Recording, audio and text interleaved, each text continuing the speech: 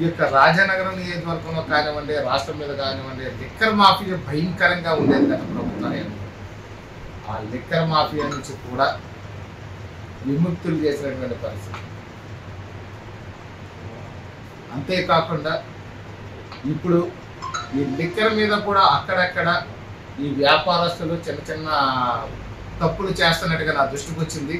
జిల్లా ఎక్సైజ్ శాఖ వాళ్ళు, అలాగే స్థానికంగా ఉన్నటువంటి ఎక్సైజ్ శాఖ అధికారులు కూడా ఈ లిక్కర్ షాపులు వాళ్ళకి యాజమాన్యాలకి కొమ్ము కాస్తూ బెల్ట్ షాపులు నడిపిస్తున్నట్టుగా నా దృష్టికి వచ్చింది.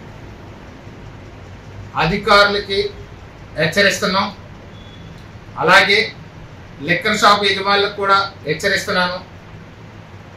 ఇమ్మీడియట్గా కానీ బెల్ట్ షాపులు కానీ ఆపకపోతే దీని మీద పూర్తి స్థాయిలో చర్యలు తీసుకొనబడతాయి.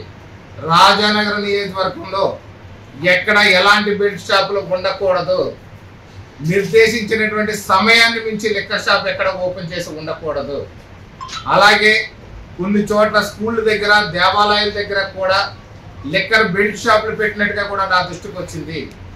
అధికారులు మరొకసారి హెచ్చరిస్తున్నాను.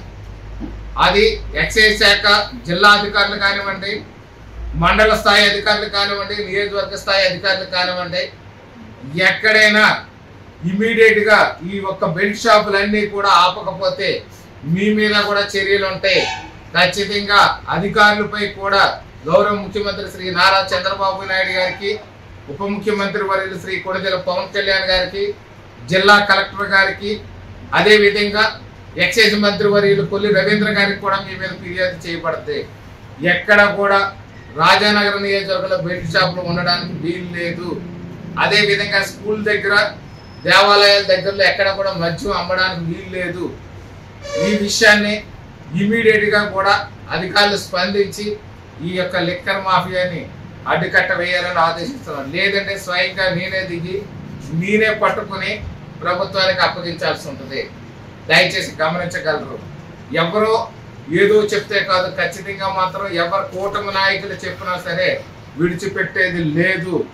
లిక్కర్ మాఫియా ప్రభుత్వం ఏదైతే నియమ నిబంధనలు ఇచ్చిందో దాని ప్రకారం మద్యాన్ని అమ్మకాలు జరగాలి. బ్యాచ్ నెంబర్లు ఎక్కడైనా సరే బెల్ట్ షాపులు మా కార్యకర్తలు, జన సైనికుల దృష్టికి వచ్చినా పట్టుకుని ఆ యొక్క కేసు కానీ బుక్ చేస్తే బెల్ట్ షాపుల మీద తీవ్రమైన కేసులు ఉంటాయి.